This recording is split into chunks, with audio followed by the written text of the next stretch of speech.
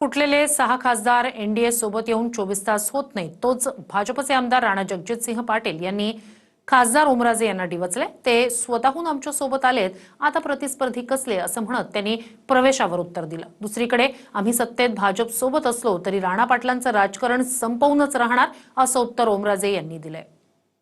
जगजितसिंहजी, धाराशिवचं राजकारण जे आहे ते झपाट्याने बदलताना पाहायला मिळतंय। तुमचे राजकीय प्रतिस्पर्धी विरोधक असलेले ओमराजे निंबाळकर आता तुमच्या महायुतीमध्ये आलेले आहेत। सर्व 6 खासदारांचं ओमसकट मी मनापासून स्वागत करतो एनडीए मध्ये। परंतु राजकीय प्रतिस्पर्धी आहेत, मग त्यांना तुम्ही प्रतिस्पर्धी बिलकुल नाही, आता एनडीएत आले ना, स्वतःहून एनडीए ती जागा माझ्या मतदारसंघामध्ये जे मी बोललोय त्या मुद्द्यावर मी ठाम आहे की माणूस कुठल्या का पार्टीना असना, पण ज्याचा विचार नीच आहे, ज्यानं नीच कृत्य केलंय, अशा माणसाला माझा कायम विरोध असणार आहे आणि तो विरोध तुम्हाला इथून पुढच्या कालखंडामध्ये सुद्धा कायमस्वरूपी दिसत राहील।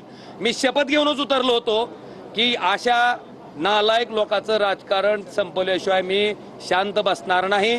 त्या शपथेशी मी प्रामाणिक आहे।